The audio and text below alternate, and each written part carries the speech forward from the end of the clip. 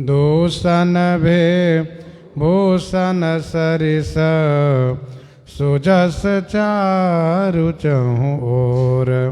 सियावर रामचंद्र जी की जय।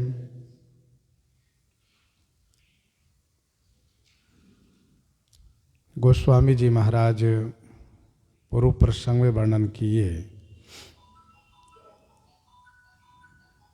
श्री भरतलाल जी महाराज ने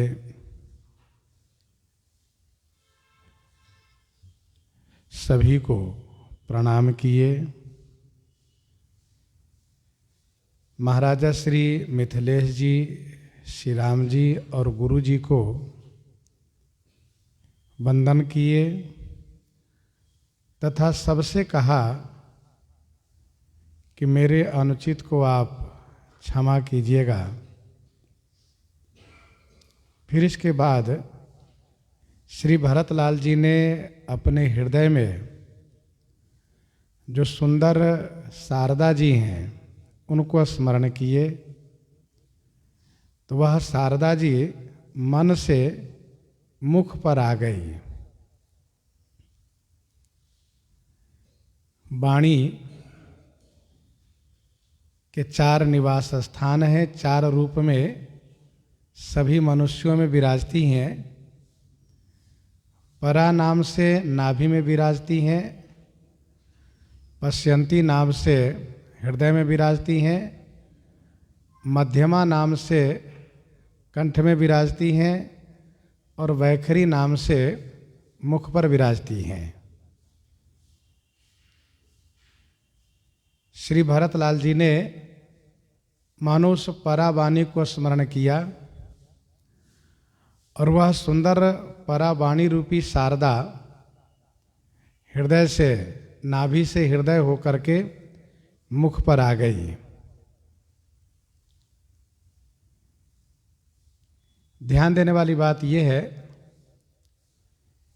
कि वैखरी वाणी से हम आप बोलते हैं, जो बोल रहे हैं वो वैखरी वाणी है। स्वर को साधने में हम लोग कंठ का प्रयोग करते हैं, तो मध्यमा वाणी का प्रयोग कंठ से होता है। अच्छा, कुछ लोग कहते हैं कि देखो भाई ये हमारे हृदय की बात है, तो जो हृदय की बात होती है वही पश्यंती वाणी की बात होती है। और जो योगी होते हैं, जो विशिष्ट भक्त होते हैं,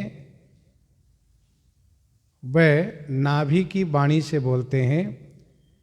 नाभि की वाणी जिनका नाम है परा। एक बात मैं और स्पष्ट कर दूं, जिनकी परावाणी सिद्ध हो जाती है,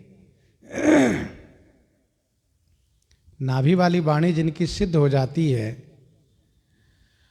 तो वह मनुष्य चाहे वो सोए रहें चाहे जगे रहें, वह वाणी हमेशा कार्यरत रहती है। और परावाणी हमेशा भगवान के गुणों में ही लगी रहती है और भगवत चर्चा में, भगवत गुणानुवाद में वह काम करती हैं, भगवान के नाम लेने में। बाकी व्यवहारिक कार्य में तो वैखरी वाणी है, मध्यमा वाणी है, पश्यंती वाणी है। यहाँ पर श्री भरतलाल जी महाराज श्री राम जी के विशिष्ट गुणों को वर्णन करने जा रहे हैं, इसीलिए उन्होंने उस वाणी को स्मरण किया और वह वाणी आकर के मुखरूपी कमल पर विराजित हो गई। अच्छा, इस वाणी की विशिष्टता क्या है? तो गोस्वामी जी ने कहा कि यह वाणी निर्मल ज्ञान, निर्मल धर्म और निर्मल नीति से युक्त है। यह वाणी जब बोलती है तो विशुद्ध ज्ञान परक, धर्म परक और नीति परक ही बोलती हैं। इधर उधर की व्यर्थ की बातें नहीं बोलती हैं। ये इनकी विशिष्टता है। गोस्वामी जी ने कहा कि यह है श्री भरत की भारती, यह है श्री भरत की भारती जो सुंदर मराली के रूप में है, मंजू मराली के रूप में है।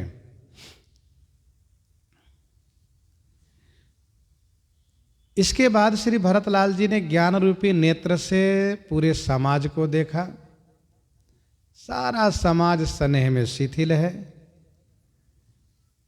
एक बार पुनः सबको हाथ जोड़कर प्रणाम किए और श्री सीताराम जी को स्मरण करके बोलना शुरू किए। प्रभु पितु मातु सुहृदय गुरु स्वामी, पूज्य परम हित अंतर जामी। इन चौपाइयों में एक एक शब्द जो है यह श्री राम जी के विशिष्ट गुण परक है। श्री राम जी के उन गुणों को श्री भरतलाल जी स्मरण कर रहे हैं, कह रहे हैं। जैसे कि कहा कि आप प्रभु हैं, प्रभु माने समर्थ हैं। आप ऐसे समर्थ हैं कि बड़े से बड़े कठिन कार्य को सुगम कर देते हैं, क्योंकि आपका सामर्थ्य ऐसा है कि तृणते कुलिस कुलिस तृण करई। एक तिनके को वज्र बना देना और वज्र को तिनका बना देना, ये आप में सामर्थ्य है। अयोग्य को योग्य बना देना, योग्य को अयोग्य बना देना, ये आपका सामर्थ्य है। इसके बाद कहा पितु मातु, आप पिता और माता हैं। वैसे भगवान ही संपूर्ण जीव मात्र के माता पिता हैं। त्वमेव माता च पिता त्वमेव, वे सबके पिता माता हैं। पिता माता रूप में ही वे जन्म भी देते हैं और साथ साथ भरण पोषण करते हैं, योग्यता प्रदान करते हैं, लायक बनाते हैं। आप पिता माता हैं। सुहृद माने मित्र हैं, आप मित्र हैं। देखो भाई, हम और आप जीवन में सच्चे मित्र की खोज करते हैं। मित्र सच्चा हो, वफादार हो, ईमानदार हो और साथ साथ समर्पित हो। तो भगवान श्री राम जी सच्चे मित्र हैं। सच्चे मित्र वे होते हैं यदि गलती भी हो तो उस पर ज़्यादा ना ध्यान दे करके उस गलतियों को लेकर के समझा देना और फिर उनसे सामंजस्य बनाए रखना, उनको त्यागना नहीं, उनसे अलग नहीं होना, ये सच्चे मित्र का काम होता है। कुपथ निवारी सुपंथ चलावा, कुपथ निवारी सुपंथ चलावा, गुण प्रगटई अवगुणन ही दुरावा। कुपथ निवारी सुपंथ चलावा, गुण प्रगटई अवगुणन ही दुरावा। तो आप सुहृदय हैं, आप गुरु जी हैं। गुरु जी का काम होता है अज्ञानता को दूर करके ज्ञान प्रदान करना, अंधकार को दूर करके प्रकाश प्रदान करना। गु शब्दस्तु अंधकारोस्ति, रु शब्दस्त निरोधकः, अंधकार निरोधत्वाद गुरु रीत्य विधीयते। तो आप गुरु जी हैं, सारी अज्ञानता को दूर करने में आप सक्षम हैं, अज्ञानता को दूर करते हैं। आप स्वामी हैं, स्वामी माने राजा हैं, आप स्वामी हैं। स्वामी का काम होता है अपने सेवक का संरक्षण करना, अपने सेवक का पालन करना, अपने सेवक के अवगुणों की ओर न ध्यान दे करके उनको हमेशा उत्साहवर्धन करना, उनको संवारना, सजाना, उपदेश आदि देना। तो आप स्वामी हैं, सच्चे स्वामी हैं, पूज्य हैं। पूज्य का मतलब यह हुआ कि आप पूजनीय हैं, वंदनीय हैं।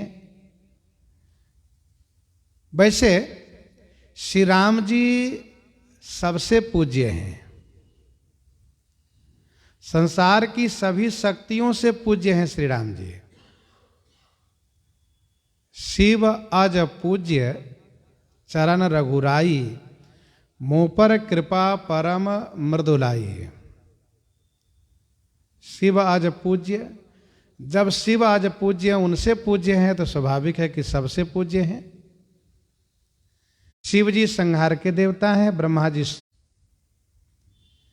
अपना मतलब यदि सध रहा हो, अपना स्वार्थ यदि सध रहा हो तो हित करते हैं। ये संसार में प्रायः जितने संबंधी लोग होते हैं, जो भी हैं, सब हितकारी हैं, लेकिन भगवान परम हितकारी हैं। परम हितकारी क्यों हैं? कहा कि भगवान को एक तो किसी से किसी चीज की आवश्यकता नहीं है, वह तो पूर्ण काम है। फिर भी यदि भक्त कुछ समर्पित करता हो तो उसे प्रसन्नता पूर्वक लेते हैं, स्वीकार करते हैं। जैसे कोई छोटा सा बालक घर की चीज को उठा करके अपनी माता व पिता के हाथ में जब देता है तो माता पिता उनसे खुश होते हैं, वैसे ही भगवान भक्तों के द्वारा, जीव के द्वारा प्रदत्त पत्र पुष्प फल जो भी हो उसे प्रसन्नता से स्वीकार करते हैं। साथ साथ कोई यदि कुछ अर्पित करे तो और नहीं करे तो, कोई उनको प्रणाम करे तो न करे तो, कोई उनको माने तो ना माने तो, फिर भी सबका परम हित परमात्मा हमेशा करते हैं। इसलिए भगवान परम हितकारी कहे जाते हैं। एक बार देवर्षि नारद जी ने कहा कि भगवान सृष्टि संचालन का कार्य मुझे देना चाहिए आपको। आप इतनी सारी सुविधा व्यवस्था देते हैं, फिर भी ये जीव सब आपको नहीं भजते हैं, इसलिए ये संचालन कार्य मुझे दीजिए। भगवान ने कहा ठीक है नारद जी, आप ही संभालिए। नारद जी संभालना शुरू किए, अपना आदेश जारी किए कि भाई सब कोई भजन करेगा, जो भजन करेगा उसी को भोजन मिलेगा, नहीं करेगा उसको भोजन नहीं मिलेगा। कुछ ऐसे लोग थे जिसको नास्तिक कहते हैं, भगवान के विरोधी कहे जाते हैं। उन्होंने जिद कर लिया कि भोजन मिले या ना मिले हम तो नहीं भजने वाले हैं। बेचारे भूखे रह गए कई दिन तक। तो भगवान ने भजन किया करिए, ये संचालन काम मेरा है, मैं ही करूँगा। अब इतने वर्षों से मैंने इनका पालन किया है, अब 2-4 दिन से आप इनको भूखे मार रहे हैं, ये ठीक नहीं है, इसलिए इन सब का भरण पोषण हम ही करेंगे, वो आप छोड़ दीजिए। तो भगवान परम हितकारी है, जो बिना अपेक्षा के, बिना स्वार्थ के सबका हित करें, वे परम हितकारी हैं। आप परम हित हैं। इसके बाद श्री भरतलाल जी कहते हैं कि आप अंतर्जामी हैं। अंतर्जामी का मतलब आप भीतर की बात जानते हैं। सबके उर अंतर बसहु, जानहु भाव को भाव। आप भीतर की बात जानते हैं। देखो, भगवान के सिवा कोई भी किसी के मन की बात को नहीं जान सकता। एक अनुमान लगा भले कोई सकता है, लेकिन ठीक से कोई जान नहीं सकता। भगवान ऐसे अंतर्यामी हैं कि जीव जो कुछ बोलना चाहता है वहीं पर भगवान विराजते हैं, उनको पहले पता है क्या बोलेगा। सो अंतर्यामी हैं आप। और भगवान सरल हैं। सरल, सरल माने सीधे हैं, बहुत सीधे हैं। सरल सुसाहिब शील निधानो, प्रणत पाल सर्वज्ञ सुजानो, सरल सुसाहिब। बहुत सीधे हैं। अच्छा, समाज में, गांव में, जहां हम रहते उस मोहल्ले में यदि कोई व्यक्ति बहुत सीधा हो तो लोग उनको कहते हैं भैया हो ये देवता है, देवता बहुत सीधा है, ये किसी से झूठ नहीं बोलता, किसी से कपट नहीं करता, कोई छल नहीं करता, कोई दगाबाजी नहीं करता, तो लोग कहते हैं कि ये इस समय के देवता हैं। सरलता जिनमें हो वह देवता माने जाते हैं। सरल का मतलब होता है मन का निर्मल हो, मन का साफ हो। जैसे छोटा सा बच्चा सीधा होता है। बच्चे को यदि पिताजी यह कह करके द्वार पर भेजते हो कि बेटा द्वार पर जो आवाज़ लगा रहा है उनसे कह दो कि पिताजी घर पर नहीं हैं, तो वह बच्चा द्वार पर जाकर के यही कहता है कि पिताजी ने कहा है कि आपसे कह दें कि पिताजी घर में नहीं है। इसको कहते हैं सरलता। जैसे उन्होंने सिखाया वैसे कह देना।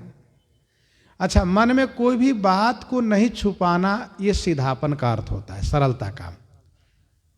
अब श्री राम जी कितने सरल हैं, कितने सीधे हैं। श्री राम जी जनकपुर के उस पुष्प वाटिका में गए पुष्प लेने के लिए। उसी पुष्प वाटिका में जनक राज महाराज की राजकुमारी श्री किशोरी सीता जी गौरी पूजा के लिए आई। श्री राम जी की दृष्टि पड़ी श्री सीता जी पर। श्री राम जी का चित्त हरण हो गया। श्री राम जी उनके सौंदर्य पर मुग्ध हो गए।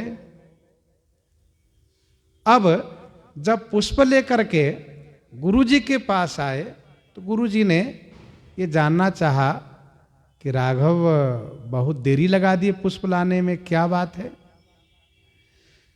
तो श्री राम जी स्पष्ट रूप से कह दिए, राम कहा सब कौशिक पाही, सरल स्वभाव छुअत छल नाही। वह पिता अपने बेटे पर बड़ा गर्व करता है कि जिनका बेटा कहीं भी जाए और उसके साथ अच्छा बुरा जो भी घटना घटी हो वह आकर के शाम को पिता को सुनाता है, तो पिता को बड़ा गर्व होता है कि देखो मेरा पुत्र कभी कोई बात छुपाता नहीं है। इसलिए वह पिता उस पुत्र के हमेशा साथ खड़े रहते हैं। इसकी सरलता है।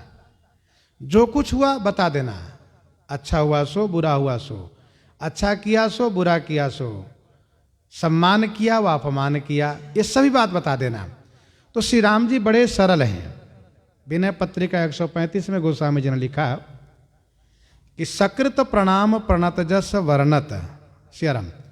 135 में गोस्वामी जी ने लिखा कि ठाकुर अति ही बड़ो, ठाकुर अति ही बड़ो शील सरल सुठी, ठाकुर अति ही बड़ो शील सरल सुठी, ध्यान अगम शिवहूँ भेंटियो केवट उठी। ठाकुर अति ही बड़ो, श्री राम जी से बड़ा कोई दुनिया में नहीं है। श्री राम जी सबसे बड़े हैं। राम, राम माने जो सब में रमते हो, वो सबसे बड़े हैं। परमात्मा सबसे बड़े होते हैं, ईश्वर सबसे बड़े होते हैं, तो राम जी सबसे बड़े हैं। लेकिन सबसे बड़े होने के साथ साथ बड़े सीधे भी हैं। कैसे? जिन राम को, जिन श्री राम जी को मूनते हैं वही श्री राम जी केवट को उठाकर हृदय से लगा लिए। शबरी जी के यहाँ जाकर के उनका जूठा फल खा लिए। जटायु को अपना पिता मान लिए, कोल भील को अपना मित्र मान लिए, बानर भालू को अपना सखा मान लिए। ये क्या है? ये श्री राम जी की सरलता है। ठाकुर अति ही बड़ो शील सरल सुठी, ध्यान अगम शिवहूँ भेंटियो केवट उठी। आप शब्दों पर ध्यान देते जाइएगा। 20 विशेषण श्री भरतलाल जी यहां पर दे रहे हैं श्री राम जी के लिए। सरल, अभी आपने सुना कि श्री राम जी बड़े सरल हैं, बड़े सीधे हैं, कभी भी किसी बात को छुपाव नहीं करते हैं। पिताजी से व गुरु जी से कोई छुपाव नहीं। कपट पूर्ण कोई कार्य राम जी करते ही नहीं, कभी किए ही नहीं। जो कार्य है सब बिल्कुल स्पष्ट है। तो सरल हैं श्री राम जी। सुसाहिब, सुसाहिब माने सुंदर स्वामी है, सुंदर स्वामी है। सुंदर स्वामी कहने का अभिप्राय यह है कि स्वामी तो बहुत लोग बनते हैं, जिसके दो चार सेवक हो वही स्वामी हो गए, जिसको दो चार सेवक हो जाए वही स्वामी है। लेकिन सुसाहिब होना, सुस्वामी होना ये कठिन काम है। श्री राम जी सुंदर स्वामी है। कैसे सुंदर स्वामी है? कहा ऐसे सुंदर स्वामी है कि अपनी आंख से देखते हैं कि मेरा सेवक अपराध कर रहा है, फिर भी श्री राम जी नाराज नहीं होते हैं। मौका पाकर के उनको सिखावन देते हैं, उनको उचित मार्गदर्शन करते हैं, उनसे नाराज नहीं होते हैं। दुनिया के स्वामी जो होते हैं, सांसारिक स्वामी, वह अपने सेवक के बारे में किसी से सुनते हैं कि उसने ऐसी गलती की है तो उस पर वे नाराज हो जाते हैं, लेकिन श्री राम जी नाराज नहीं होते, कभी भी अपने सेवकों से नाराज होते ही नहीं, इसलिए सुंदर स्वामी हैं। श्री राम जी मुस्कुरा करके हंस करके ही सारा कार्य करा लेते हैं, सब कार्य हो जाता है। और शील के निधान है, श्री राम जी शीलवान हैं। ध्यान दीजिएगा, शील समस्त सद्गुणों के राजा हैं। शील समस्त सद्गुणों के राजा हैं, चाहे वो क्षमा हो, दया हो, शांति हो, कृपा हो, वात्सल्य हो, ये जितने अच्छे अच्छे गुण आते हैं हमारे आप में, उन सभी के राजा हैं शील गुण। और ये शील गुण का, इन शील गुण का निवास कहाँ है? कहा नेत्र में। अच्छा, ये शील गुण प्राप्त कैसे होते हैं? तो शील गुण प्राप्त होते हैं माता पिता गुरुजनों की सेवा करने से, उनकी आज्ञा को पालन करने से शील गुण प्राप्त होते हैं। श्री राम जी शील के निधान हैं, ऐसे शीलवान हैं कि इनसे सभी प्रसन्न रहते हैं। हमेशा इनके नेत्रों में करुणा भरी रहती है, इनके नेत्रों में करुणा भरी रहती है, करुणा पूर्ण नेत्र से देखते हैं। और श्री राम जी किसी को अपने से छोटा नहीं मानते हैं, बिल्कुल नहीं मानते हैं। जो उम्र में बड़े हैं उनको गुरुजन मानते हैं, स्वामी मान लेते हैं, और जो बराबर के हैं अथवा छोटे हैं उनको अपना मित्र के दर्जा देते हैं, मित्र हो तुम, सखा मानते हैं। ऐसे श्री राम जी हैं शील के निधान। प्रभु तरु तर कपिडार पर ते किए आप समान, तुलसी कहूं न राम से साहिब शील निधान। श्री राम जी जैसा शील के निधान स्वामी कोई होगा ही नहीं।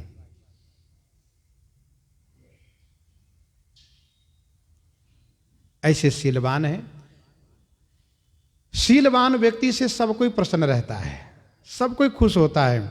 और श्री राम जी ऐसे शीलवान है कि इनकी बड़ाई इनके बैरी लोग भी करते हैं। बैरी ओ राम बड़ाई करही, बैरी ओ राम बड़ाई करही, बोलन मिलन विनय मन हरही। बैरी लोग भी श्री राम जी की बड़ाई करते हैं। अच्छा, सच्चा गुण वो माना जाता है कि उस गुण की प्रशंसा विरोधी करता हो, और वो भी पीठ पीछे है, वो सच्चा गुण माना जाता है। तो श्री राम जी का ये शील गुण है। श्री भरतलाल जी कहते हैं हमारे श्री राम जी प्रणत पाल सर्वज्ञ सुजानु। प्रणत पाल, शरणागत को पालन करने वाले हैं। शरण में कोई भी आ जाए, शरण गए प्रभु ताहु न त्यागा, विश्वद्रोह कृत अघ जेहि लागा।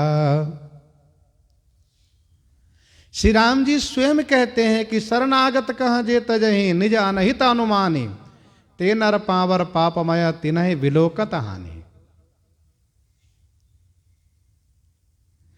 अच्छा, जो शरण में जाता है वह यही सोच के जाता है कि मेरा कोई ठिकाना अब नहीं है, मेरी रक्षा कोई नहीं कर सकता, इसलिए मैं आपकी शरण में आया हूं। मेरी रक्षा कोई नहीं कर सकता, इसलिए शरण में आया हूं। तो ठाकुर जी कहते हैं, श्री राम जी कहते हैं कि ऐसे प्रपन्न शरणागत की रक्षा करना उस व्यक्ति का धर्म होता है, जिसके शरण में जो आया हो। गोस्वामी जी कहते हैं, नदी के किनारे, तट पे, नदी के किनारे नदी की ओर लटका हुआ घास होता है। नदी के किनारे नदी में लटकता हुआ घास होता है। उस घास की एक विशेषता है, क्या? यही कि डूबता हुआ व्यक्ति जब उस घास को पकड़ता है, डूबता हुआ व्यक्ति जब उस घास को पकड़ता है, तो या तो वह घास सामर्थ्यवान है तो बचा लेगा, और नहीं तो उखड़ करके उसके साथ बह जाता है। ये प्रणत पाल का मतलब यह है कि हमारी शरण में जो आया है, हम यदि शक्तिमान हैं, सामर्थ्यवान है, तो हम उसकी रक्षा करें, न तो उसके साथ अपने आप को अर्पित कर दें। ये विशेष शरणागत पाल का गुण है। तो श्री राम जी प्रणत पाल हैं। कोई भी शरण में आता हो तो श्री राम जी उसका परित्याग नहीं करते हैं, अवश्य शरण में लेते हैं। बाली को मारने की प्रतिज्ञा श्री राम जी ने कर ली है, मार दूंगा, और सचमुच एक ही बाण से बाली को भूमि पर गिरा दिए हैं, और अब वो बचने लायक है नहीं। लेकिन आखिरी में बाली श्री राम जी से कुछ बहस करता है, और उस बहस में भी बाली अपने आप को हार स्वीकार कर देता है, यह कह करके कि हे राघव, आप सर्वज्ञ हैं, आप स्वामी हैं, आपके सामने मेरी चतुराई चलने वाली है नहीं। सुनहु राम स्वामी सन चलन चातुरी मोरी। इसके बाद बाली बहुत बुद्धिमानी करता है। क्या? वह ये कहता है कि मैं तो आपकी शरण में हूं, तो अब आप ये बताइए कि मैं अभी पापी हूं क्या? प्रभु अजहु मैं पापी अंत काल गति तोरी। क्या मैं अभी भी मैं पापी हूं? मैं पापी था, ये बात सत्य है, लेकिन क्या मैं अभी पापी हूं? क्योंकि मैं अभी आपकी शरण में हूं। तो श्री राम जी प्रसन्न हो जाते बाली पर, और तुरंत अपना हाथ बाली के सिर पर रखते हैं और कहते हैं, बाली, मैंने तो प्रतिज्ञा की है तुम्हें मार देने का, लेकिन अब तुम शरण में आ गए हो, इसलिए तुम अपनी इच्छा प्रकट करो कि मैं जीवित रहना चाहता हूं, तो मैं तुम्हें जीवन दान दे दूंगा। बाली ने कहा, नहीं, अब मैं जीवन दान नहीं चाहता हूं। वो एक विषय अलग है, लेकिन श्री राम जी ने उनको अभय प्रदान किया है। कहने का अभिप्राय यह है कि शरण में आए हुए का पालन श्री राम जी अवश्य करते हैं। इसीलिए रावण को शरण में आने के लिए रावण के उन सभी जो विद्वत और ज्ञानवान परिवार के सदस्य हैं, चाहे वह उनके भाई हो, चाहे उनकी पत्नी हो, चाहे उनके और सैनिक हो, जो भी हो, चाहे उनके बेटे ही क्यों न हो, सबने सलाह दिया है, शरण में चले जाइए, शरण में चले जाइए। लेकिन रावण की अपनी जिद थी कि नहीं, मैं शरण में नहीं जा सकता, मरना मुझे स्वीकार है, मैं शरण में नहीं जाऊंगा। रावण की अपनी जिद थी। तो भगवान श्री राम जी प्रणत पाल हैं। विभीषण जी शरण में आए, सुग्रीव ने उस पर विरोध किया कि नहीं, रावण का भाई है, शरण में नहीं लेना चाहिए। श्री राम जी ने कहा, नहीं, रावण का भाई है तो क्या हुआ, शरण में आया है। और विभीषण को यह पता है कि मेरी रक्षा यदि हो सकती है तो केवल श्री राम जी से, क्योंकि रावण ने मन बना लिया है मार देने का। रावण ने मन बना लिया विभीषण को खत्म कर दो, यदि श्री राम जी मेरी रक्षा नहीं करेंगे तो रावण मुझे मार डालेगा। गोस्वामी जी ने इस बात को संकेत भी किया है, राखी विभीषण को सकई काल गहा को। विभीषण को श्री राम के सिवा कोई रख भी नहीं सकता था, इंद्रादि देव में सामर्थ्य नहीं था कि कोई रख लेते, रावण उनको भी ठिकाने लगा देता, ऐसा दुष्टाधिराज था। लेकिन श्री राम जी की शरण में गए विभीषण एकदम से आनंदित हो गए और खुश हो गए। तो श्री राम जी प्रणत पाल हैं। सर्वज्ञ हैं। श्री राम जी सर्वज्ञ हैं। सर्वज्ञ कहने का भाव सर्वज्ञ, सब कुछ जानते हैं। कोई ये कहे कि हम राम जी से छुपा लेंगे तो उनके पास किसी का कुछ छुपने वाला नहीं है। उनके अनंत नेत्र हैं, वे सब देख रहे हैं। हजारों पर्दे के अंदर, हजार दीवाल के अंदर, हजारों आवरण के अंदर कहां क्या हो रहा है, उनसे कुछ छुपा हुआ नहीं है। श्री सती माता श्री सीता जी का वेश बना ली। उस वक्त जब श्री राम जी श्री सीता जी की खोज में हाँ सीते कह करके विलाप कर रहे हैं, शोकाकुल हैं, श्री लक्ष्मण जी ने देखा तो लक्ष्मण जी को बड़ा आश्चर्य हुआ कि श्री सती माता श्री सीता जी का वेश क्यों बनाई, कुछ समझ में नहीं आ रहा है। लेकिन श्री लक्ष्मण जी ने सोचा कुछ कहना नहीं है, देखो क्या होता है। मेरे स्वामी विलाप कर रहे हैं श्री सीता माता के वियोग में, और ये श्री सीता जी का वेश बनाई है, देखते क्या होता है। अब श्री सती जी श्री सीता जी के वेश में श्री राम जी के सामने उपस्थित हो गई। श्री राम जी अपनी सर्वज्ञता का परिचय देते हुए तुरंत हाथ जोड़ लिए और अपना परिचय दे करके अयोध्या नरेश चक्रवर्ती महाराज दशरथ का पुत्र राम, हे माता भवानी, आपके चरणों में प्रणाम करता हूं। अब आप ये बताइए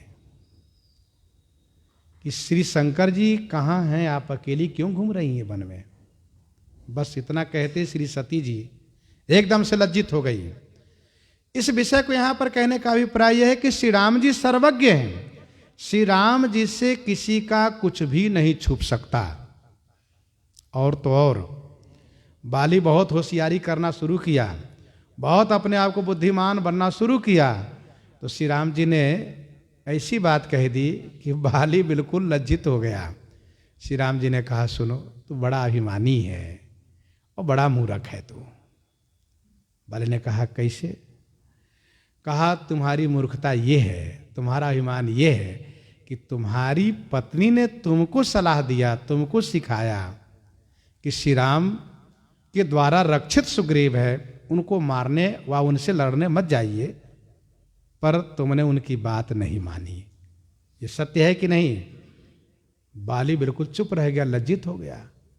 श्री राम जी सर्वज्ञ हैं, श्री राम जी से कुछ भी छुपा नहीं है। बाली की आंखें खुली, कहा, अरे ये तो सब जान रहे हैं, सब देख रहे हैं। श्री अंगद जी जाते हैं रावण के पास, रावण से करते हैं विवाद व संवाद, दोनों बात कह सकते हैं, क्योंकि वो दुष्ट है इसलिए विवाद हो रहा है। संवाद तो सज्जनों में होता है, लेकिन ये तो दुष्टता दिखा रहा है रावण। तो रावण ने श्री राम जी की निंदा कर दी। श्री राम जी की जब निंदा कर दी तो अंगद जी को गुस्सा आ गई। गुस्सा आ गई तो उन्होंने तुरंत अपना भुजदंड भूमि पर पटक दिया। भूमि पर पटक दिया तो परिणाम ये हुआ कि लंका हिल गई। लंका हिल गई, सभा हिल गई, भूकंप आया, रावण के 10 मुकुट नीचे गिर गए। रावण ने अपनी 20 भुजा से 4 मुकुट, सियाराम 6 मुकुट को संभाल पाया, लेकिन अंगद जी 4 मुकुट छीन लिए। फटाफट खटाखट 4 मुकुट को उठाकर फेंक दिए। अब वह मुकुट जब श्री राम जी के पास आया तो आकाश मार्ग से आ रहा है। वानर लोग डर गए, क्या हो रहा है ये? क्या उल्कापात होने वाला है? कहीं कुछ गड़बड़ तो नहीं होने वाला है? तो श्री राम जी कहते, नहीं नहीं, डरो मत आप लोग, ये ना तो उल्कापात होने वाला, ना कोई वज्रपात होने वाला है, ना कोई राहुपात होने वाला है। तो ये तो रावण का मुकुट है, अंगद का भेजा हुआ है। हनुमान जी उछल के तुरंत पकड़ के 4 मुकुट सामने ले आते हैं। कहने का अभिप्राय है कि श्री राम जी सर्वज्ञ हैं, सब जान रहे हैं, सब देख रहे हैं, उनसे कुछ भी छुपा हुआ नहीं है, ना कोई छुपा सकता है। अच्छा, श्री राम जी को हंसी भी आती है। श्री राम जी हंसने लगते हैं जब कोई छुपाता हो तो उनको हंसी आती है कि बताओ मुझसे छुपा रहे हो। गोस्वामी जी ने कहा है कि स्वामी सर्वज्ञ से चले न चोरी 4 की, प्रीति पहचानी यह रीति दरबार की। श्री राम जी सर्वज्ञ स्वामी है, इनके पास किसी की चोरी चल ही नहीं सकती है। ऐसे सर्वज्ञ श्री राम जी हैं। अगला विशेषण है, अगला गुण है सुजानु। श्री राम जी आप सुजान हैं। सुजान माने जानकार हैं, इतने जानकार हैं कि जान शिरोमणि कौशल राउ यह प्राकृत महिपाल सुभाऊ। तो जान शिरोमणि कौशल राउ, श्री राम जी सभी जानकारों में सिरमौर हैं, सब जानते हैं। सबके उर अंतर बसहु जानहु भाव कुभाव। सुजान है, आगे कहते हैं समरथ सरना गत हितकारी, समरथ सरना गत हितकारी, गुण गाहक अवगुण अघहारी, गुण गाहक अवगुण अघहारी।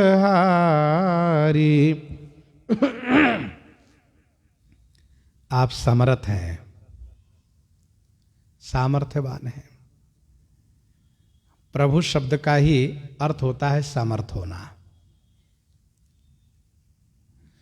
श्री राम जी सामर्थ्यवान हैं, समर्थ हैं। जो चेतन कहा जड़ करही, जड़ ही करई चैतन्य, अस समर्थ रघुनाय कहीं भजहि जीवते धन्य। मूकम करोति वाचालम पंगुम लंघयते गिरिम, यत कृपा तमहम वंदे परमानंद माधवम। तो श्री राम जी समर्थ हैं।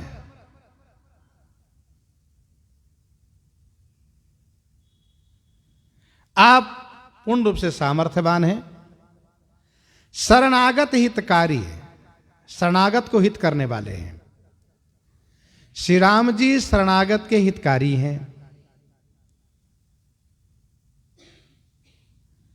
जो शरण में आता है उसका हित आप करते हैं।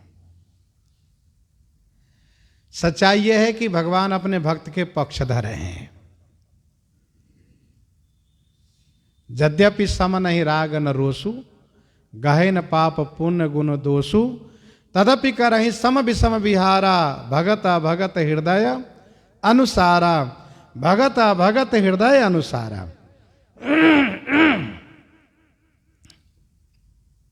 आप शरणागत हितकारी हैं।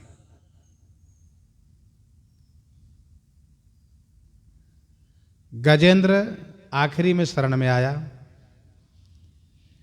गजराज को ग्राह ने पकड़ लिया।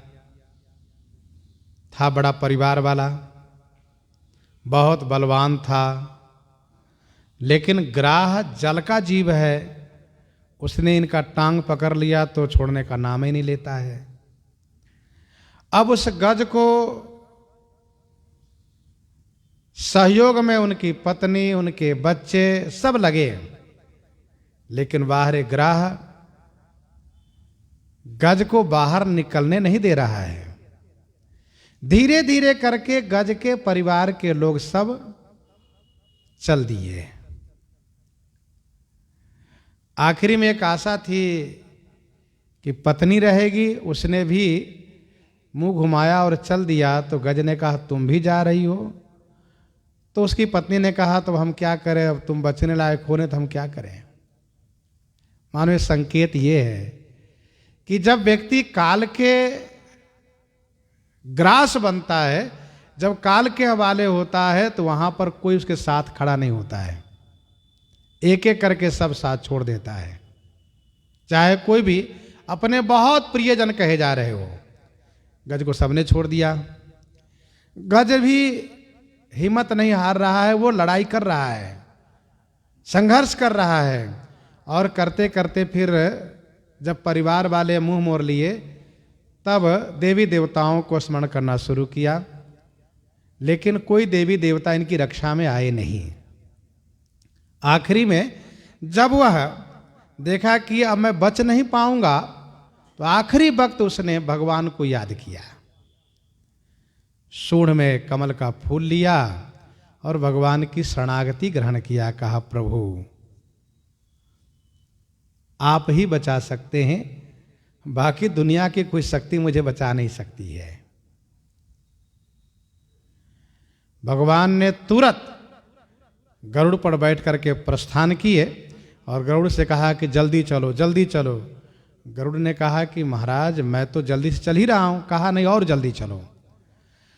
ठाकुर जी को लगा कि इसको जल्दी चलने में देरी हो जाएगी, ग्रास हाथी को मार डालेगा और मेरा प्रण है शरणागत हितकारी, शरणागत का यदि प्राणी नहीं बचेगा तो मेरा जाना क्या सार्थक होगा। फिर भगवान गरुड़ से कूद गए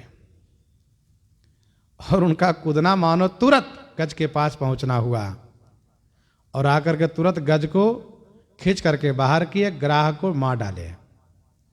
यह है शरणागत हितकारी का श्री राम जी का ये स्वभाव। कुछ इसी तरह से परिस्थिति बन गई थी द्रौपदी जी के साथ। द्रौपदी जी को दुशासन ने निर्वस्त्र करने का निश्चय कर चुका है, आदेश है दुर्योधन का, और छल पूर्वक जुआ हुआ है। द्रौपदी जी को ऐसा लगा कि ये सब जो राज परिवार ही है, यहाँ पर एक कुल वधू के साथ ऐसा दुर्व्यवहार तो नहीं हो सकता है। और फिर इस सभा में बड़े बड़े धर्मज्ञ, धर्म के ज्ञाता लोग हैं, पितामह भीष्म है, आचार्य द्रोण है, कृपाचार्य है, और तो और किसी स्त्री के एक पति हो तो अपने जीते जी अपनी पत्नी को रक्षा करता है, अपनी पत्नी को अवश्य बचाता है। और यहां तो मेरे एक नहीं 5 पति है और सभी सबल है, सभी सबल हैं, फिर मेरी ऐसी दशा नहीं होगी। लेकिन द्रौपदी जी ने दूसरे क्षण ये देखा कि सबका सिर झुका हुआ है और कोई मेरी रक्षा करने के लिए आगे नहीं आने वाले हैं। तब उन्होंने पहले ये सोचा कि मैं अपने हाथ से साड़ी को पकड़ रखी हूँ, मेरी साड़ी को खींच नहीं सकता है। लेकिन फिर उनको ध्यान में आया कि इसके सामने मैं अबला भला कब तक अपनी लज्जा बचा सकती हूँ, रक्षा कर सकती हूँ। तब उन्होंने हाथ उठाया और द्वारिकाधीश का नाम लिया, हे गोविंद, हे द्वारिकाधीश। द्वारिकाधीश कहा, द्वारिकाधीश चल पड़े हैं तुरंत, और उन्होंने 3 बार त्राही शब्द का उच्चारण कर दिया, पाही पाही पाही। अब ये तीनों शब्द बहुत भारी पड़ा भगवान द्वारिकाधीश के लिए। पहले पाही शब्द पर भगवान तुरंत वस्त्र रूप में परिणत हो गए। दूसरा पाही शब्द पर भगवान द्वारिकाधीश व्याकुल हो गए कि अब मैं क्या करूं, इसके अलावा और क्या कर सकता हूं। और तब तक तीसरा पाही शब्द कान में आया तो द्वारिकाधीश को लगा कि अब इसी क्षण संहार कर दें, यहीं मृत्यु का तांडव हो जाए।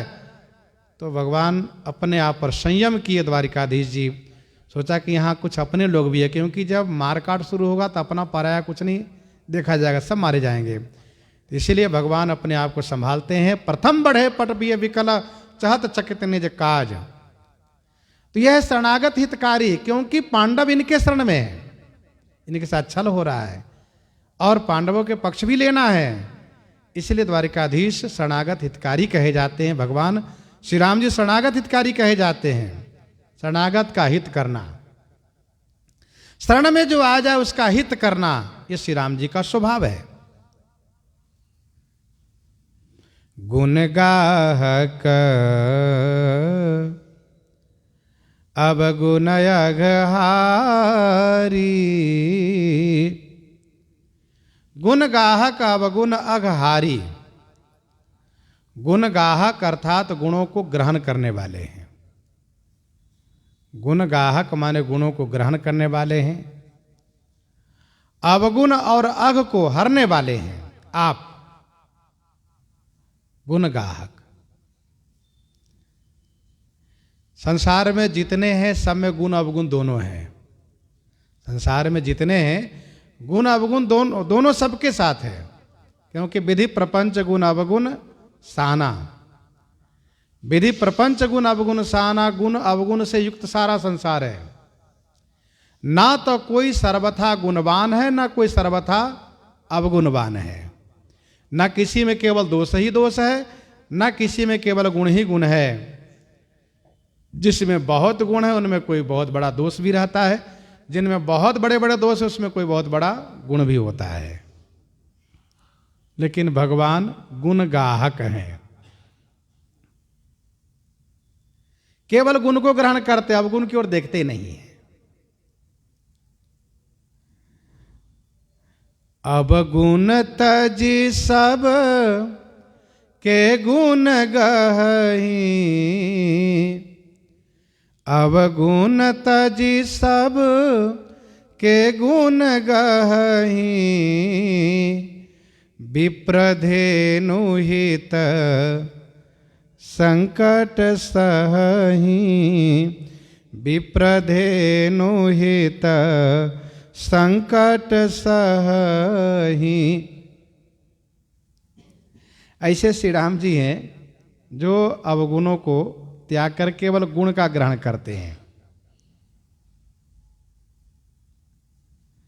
गुण ग्राहक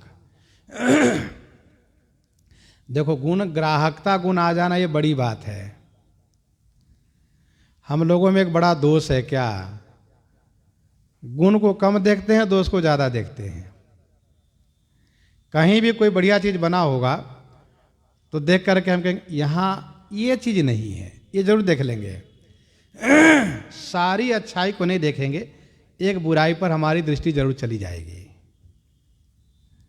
गुण देखने की आदत बन गई यदि, समझ लो कि बहुत बड़ी बात हो गई। केवल गुण ही गुण देखना, अवगुण की ओर देखना ही नहीं। इससे बड़ी बात क्या होगी, अपना हृदय शुद्ध हो जाएगा। सामने वाला को जो होगा सो होगा, लेकिन अपना हृदय शुद्ध हो जाएगा। गुण देखने की आदत यदि बन गई तो बहुत बड़ी बात हो गई। एक व्यक्ति था, वो केवल गुण ही गुण देखता था, दोष कभी देखता ही नहीं था, किसी में नहीं देखता था। उसकी चर्चा देवलोक में होने लगी कि भाई मनुष्य लोक में एक व्यक्ति ऐसा है कि केवल वह गुण देखता है, दोष देखता ही नहीं है। तो देवलोक में भी मनुष्य की चर्चा होती है, कोई विशेष गुण जब उसमें होता है तब। तो देवता लोग परीक्षा लेने आते, देखने आते हैं क्या हो रहा है, सही क्या है। तो देवता लोग परीक्षा लेने आए। क्या किए, एक मरे हुए कुत्ते को उसके रास्ते पर डाल दिए। जो मरा हुआ था उसका शरीर फूल चुका था, उसके शरीर से बदबू आ रही थी। अब उसको रास्ते पर डाल दिया और देवता लोग छुप कर देखने लगे क्या होता है। वह व्यक्ति उसी रास्ते से आ रहा था। उसने जैसे देखा, देखो, अरे वाह, इस कुत्ते की दांत को तो देखो, मोती जैसे चमक रहा है इसका दांत, इतना बढ़िया दांत चमचमा रहा है, अरे वाह। तारीफ करने लगे। तो देवता लोग प्रकट हो गए और प्रकट होकर के देवताओं ने कहा, धन्य हो, आपको हम लोग वंदन करते हैं। बताओ, ऐसी बदबू आ रही है, उस पर दृष्टि नहीं, और ये मरा हुआ, इस पर दृष्टि नहीं गई, और दांत की चमक पर आपकी दृष्टि चली गई। इतना बढ़िया दांत चमक रहा है, मोती जैसा चमचमा रहा है। तो कहने का भाव यह है कि गुण को ग्रहण करना यह बड़ी बात है। हम लोग हर चीज में दोष निकालते हैं, ये अपनी कमी है। गुण देखना शुरू करें तो एक अपनी अच्छाई हो जाएगी, क्योंकि गुण और दोष सब में है। गुण गाहक श्री राम जी हैं। लंका में युद्ध हो रहा था, राक्षस लोग मारे जा रहे थे और श्री राम जी सबको मुक्त कर रहे थे, और खास करके उनको भी मुक्ति देते थे जो बड़े बड़े राक्षस, बड़े बड़े माने बहुत बड़े पापाचारी राक्षस, दुष्टाधिराज। अब उनको ये हनुमान जी हैं, अंगद जी हैं, अधमरु करके टांग पकड़ के फेंक देते हैं श्री राम जी के पास। तो विभीषण जी कहते हैं, सरकार ये जो है ना, ये नारायण तक है ये। अच्छा, हाँ, और ये देवांतक है, और ये दुर्मुख है, ये जो भी आया है ये अकंपन है, ये जो आया धूमकेतु है। इस प्रकार से विभीषण जी नाम दे बताते सबको मुक्त करते हैं। तो भगवान शिव की ओर, शिव जी कथा सुना रहे हैं, शिव की ओर श्री पार्वती जी ने देखा। श्री पार्वती जी ने कहा भोलेनाथ, श्री राम जी सबको अपना धाम दे रहे, कहां? ये तो ठीक बात नहीं है प्रभु, भगवत लोग कैसे भजन करेंगे? भगवान शिव ने कहा ये उनकी दृष्टि है श्री राम जी की, इनमें भी गुण देख रहे हैं। अच्छा, तो इनमें गुण देख रहे हैं, इनमें क्या गुण है बताइए? तो विरोध किया हुआ है, गाली दे रहा है। कहा देवी यही तो बड़ी बात है, संसार में श्री राम जैसा स्वामी तुमको कहीं मिलेंगे नहीं। क्यों? कहा कि उमा राम मृदुचित करुणा कर, बयर भाव सुमिरत मोहिनी से चर। बयर को भाव मान रहे हैं और गाली को सुमिरन मान रहे हैं। ऐसे श्री राम जी कोमल चित्त वाले गुण ग्राहक हैं, गुण ग्राहक है श्री राम जी। भाई प्रेम को तो भाव हर कोई मानता है, विरोध को कोई भाव मानता है क्या? नहीं। लेकिन श्री राम जी विरोध को भाव मानते हैं। श्री राम जी कहते हैं कोई दास भाव मानता है, कोई सख्य भाव मानता है, कोई श्रृंगार भाव मानता है, कोई वात्सल्य भाव मानता है, सबका अपना अपना भाव है। वैसे विरोध भाव मानता है।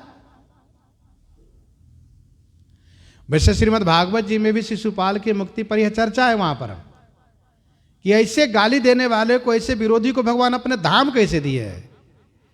तो वहां पर उत्तर दिया गया है कि भगवान ये देखते हैं कि मेरा याद कौन कितना कर रहा है। तो ध्यान ये दो कि जितना प्रेमी याद करता उससे कम विरोधी याद नहीं करता है। विरोधी भी दिन रात याद करता है शत्रुता भाव से। तो शत्रुता भाव है, विरोध भाव है, और गाली ये सुमिरन है। अच्छा, गाली देगा तो नाम तो लेगा ही, अमुक अमुक ऐसा अमुक ऐसा है। तो भगवान श्री राम जी उनको गाली को सुमिरन मानते, सुमिरन कर रहा है। बैर भाव सुमिरत मोह निश्चर, यह है गुणगाहक श्री राम जी। अवगुण अघहारी, अवगुण और अघ माने पाप को हरने वाले हैं श्री राम जी। अवगुण और अघ माने पाप को हरने वाले हैं श्री राम जी। अवगुण को हरते हैं और पाप को हरते हैं। विनय पत्रिका 107 पद में गोस्वामी जी ने लिखा, गुण गही अघ अवगुण हरई, गुण गही अघ अवगुण हरई, अस करुणा सिंधु। श्री राम जी ऐसे करुणा सिंधु हैं कि अवगुणों को, पापों को दूर कर देते हैं। इसीलिए उनका नाम ही है एक आघारी, अघ के शत्रु हैं। ये 20 गुण श्री भरतलाल जी स्मरण किए, 20 विशेषण दिए 3 चौपाई में। अब कहते हैं कि स्वामी गोसाई सरिस गोसाई, स्वामी गोसाई सरिस गोसाई, मोहि समान मैं साई दुहाई, मोहि समान मैं साई दुहाई। उत्तमता में, महानता में स्वामी गोसाई ही सरिस गोसाई। हे स्वामी, हे गोसाई, आपके जैसे आप ही हैं। गोसाई ही सरिस गोसाई। और स्वामी के साथ द्रोह, दुहाई माने द्रोहता करने में, स्वामी के साथ द्रोहता करने में मोहि समान मैं, मेरे समान मैं ही हूं। प्रभु श्री भरतलाल जी कहते हैं, प्रभु उत्तमता में, श्रेष्ठता में आपके समान आप हैं, सेवक के हितता में आपके समान आप हैं, स्वामी से द्रोहता में मेरे समान मैं ही हूं। मोहि समान मैं साई दोहाई। यह है श्री भरतलाल जी की दैन्यता।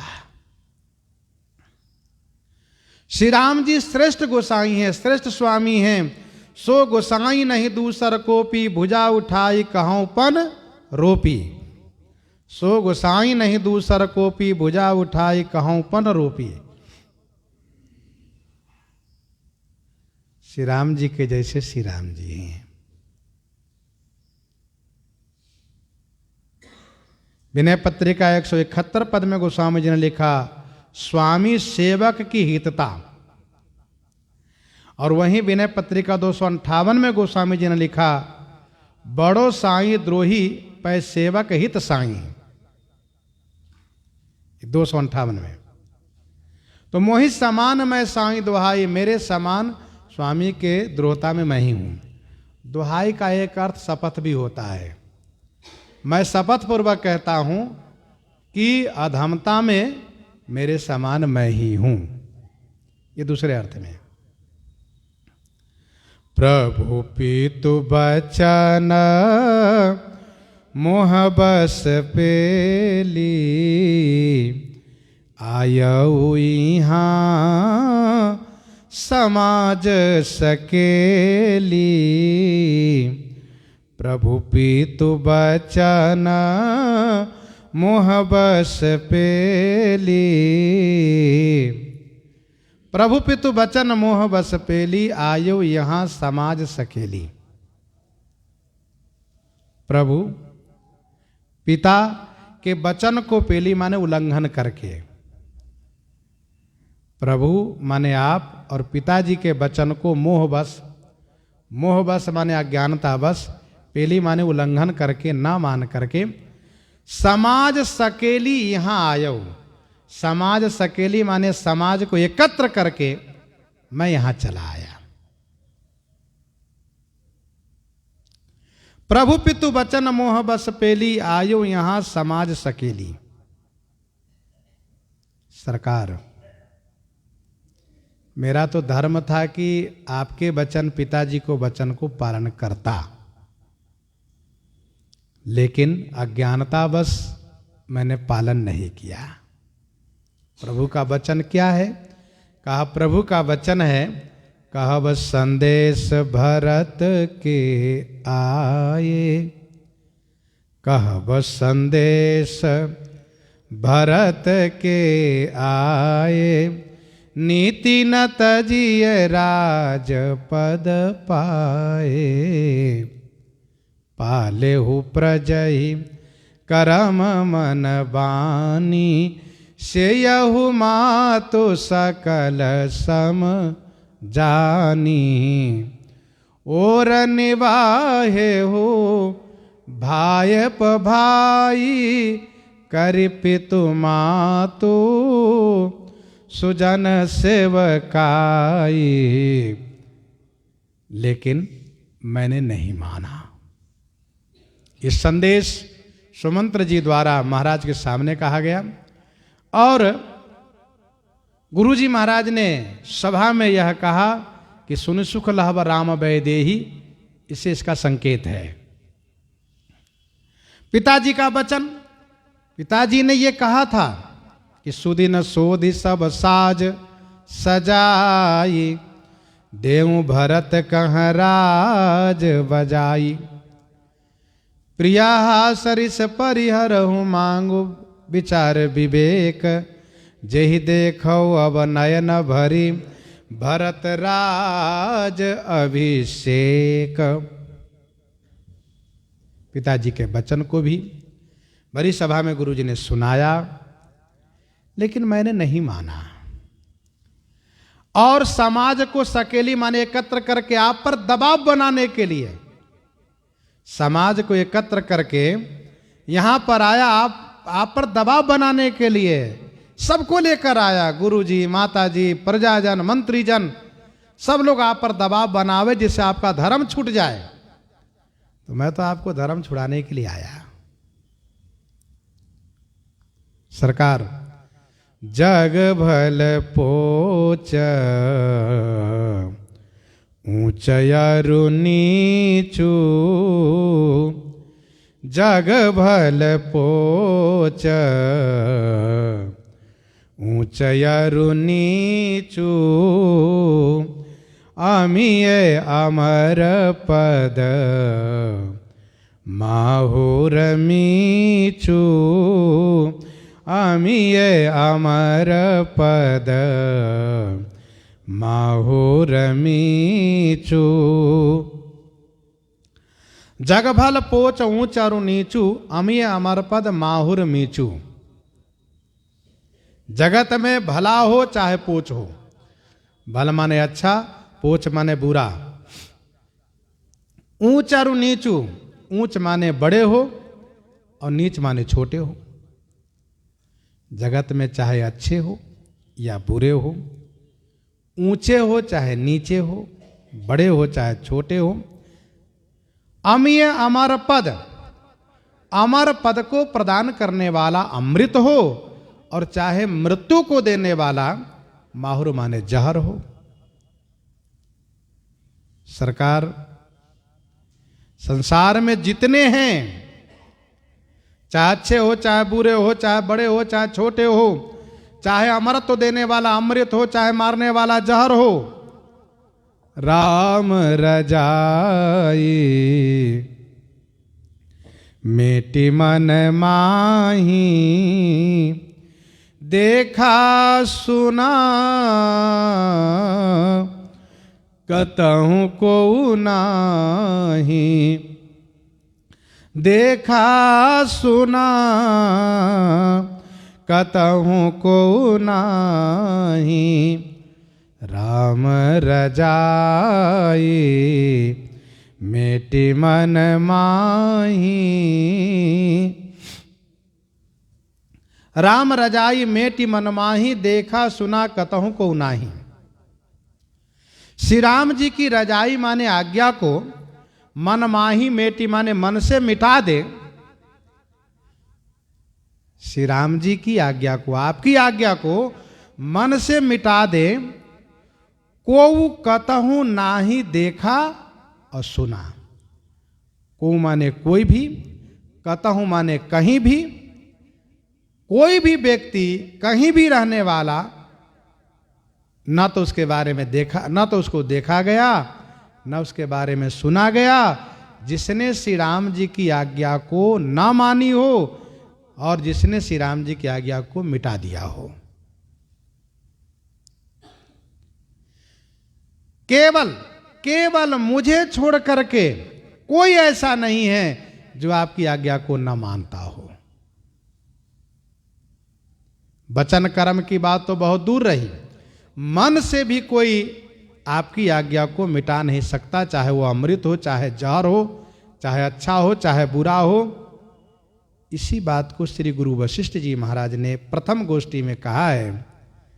विधि हरिहर सशिर विधि सिपाला, विधि हरिहर सशिर विधि सिपाला, माया जीव करम कुलिकाला, अहिप महिप जहाँ लगी प्रभुताई, जोग सिद्धि निगमागम गाई, करी विचार जिय देखौनी के, राम रजाई शीस सबही के, राम रजाई शीस सबही के।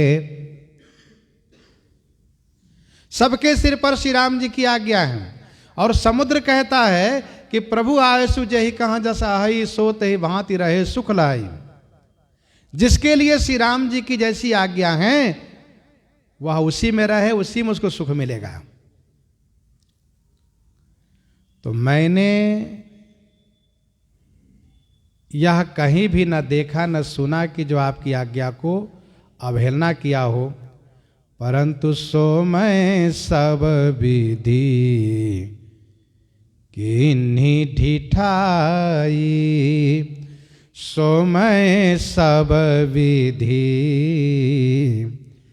किन्हीं ढिठाई प्रभु मानी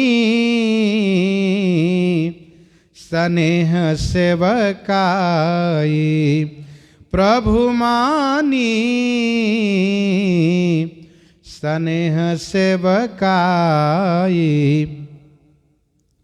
सो मैं सब विधि की न ढिठाई सो माने वह मैंने सब विधि माने सब प्रकार से ढिठाई की है, लेकिन धन्य है मेरे प्रभु आपने उसको स्नेह माना है और सेवकाई माना है, सेवा माना है। प्रभु मानी स्नेह सेवकाई सो मैं सब विधि किन्ह ढिठाई प्रभु मानी स्नेह सेवकाई। आपने मान लिया कि भरत का मेरे प्रति स्नेह है, इसलिए वह भागता हुआ मेरे पास चला आया। भरत की यह सेवा है कि वह मेरे पास सेवा के लिए चला आया। ये हैं आप कि जो आपने दोष में भी गुण देख लिए। कृपा भलाई आपनी नाथ कीन्ह भल मोर दूषण भे भूषण सरिस सुजस चारु चहु ओर सुजस चारु चहु ओर कृपा भलाई आपनी नाथ कीन्ह भल मोर। हे नाथ आप अपनी कृपा और भलाई से मोर भल किन्ह मेरा भला किया है। ये जो मेरे दूषण थे दोष थे वे भूषण के समान हो गए और चहु ओर चारु सुजस चहु ओर चारों तरफ सुंदर सुजस ही सुजस छा गया। हे स्वामी ये सब आपकी अपनी ओर से कृपा और भलाई है।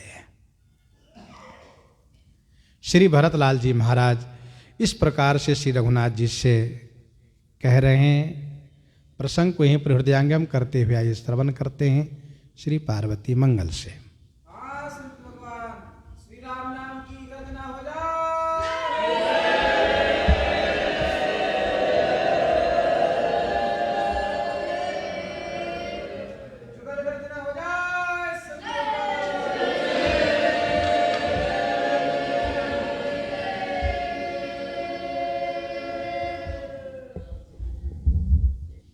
श्री पार्वती मंगल में हम आप श्रवण कर रहे हैं।